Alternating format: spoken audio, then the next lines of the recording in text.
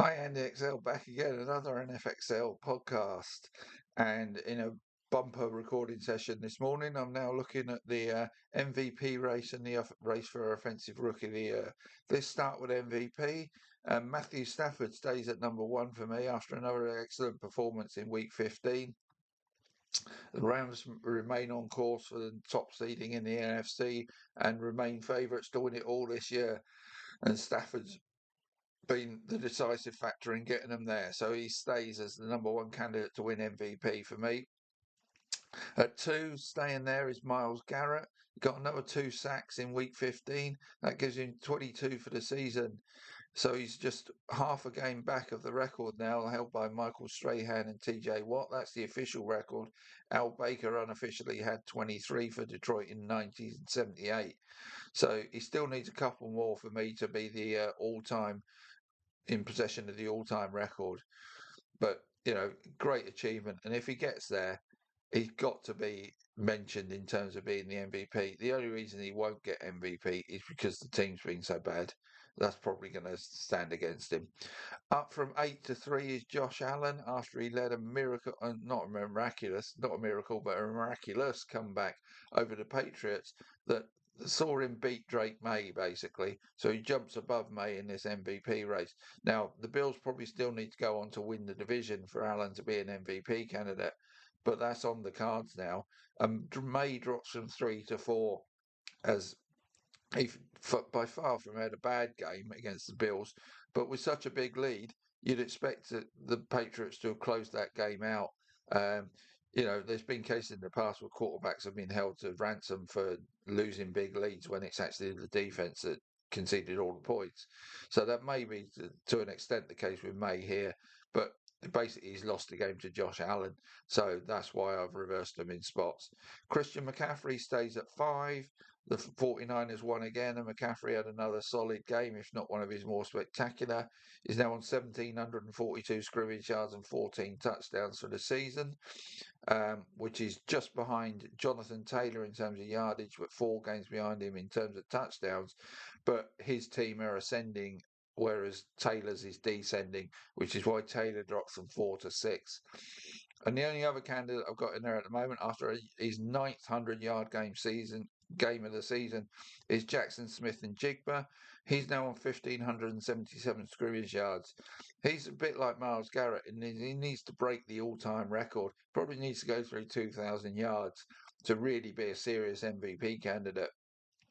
So with just 3 games to go, he needs 424 to get to that point.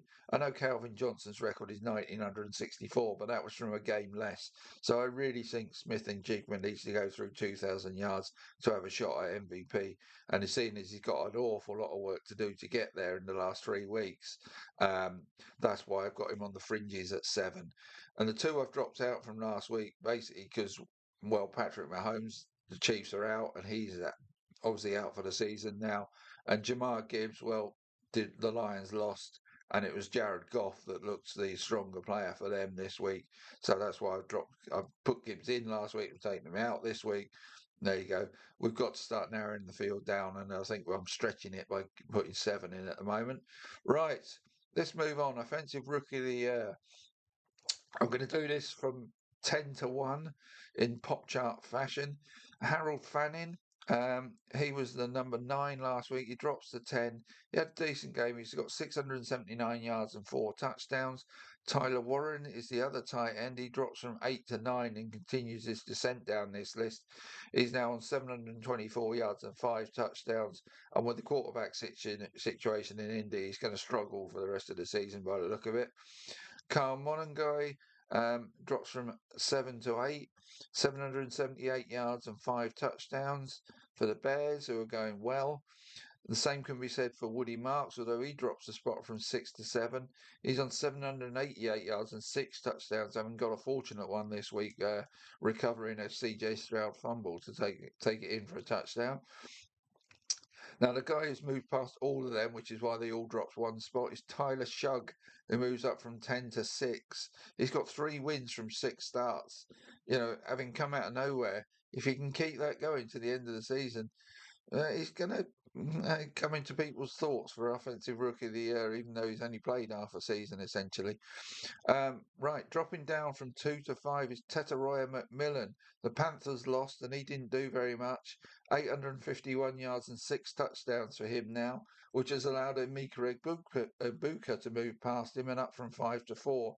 Egbuka now has 28 more yards than McMillan and the same number of touchdowns. They're in the same division. They're going to meet twice in the next 3 weeks. So that'll be an interesting matchup. Who does better out of those two in those upcoming games?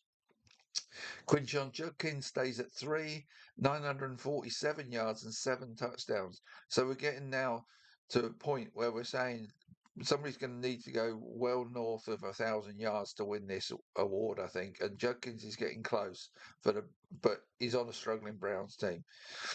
And dropping one from 1 to 2 is Aston Gionti for the incredibly struggling Raiders. And you can see Gionti's frustration on a lot of times. He's trying to bottle it up and be the good rookie, but you can understand it really.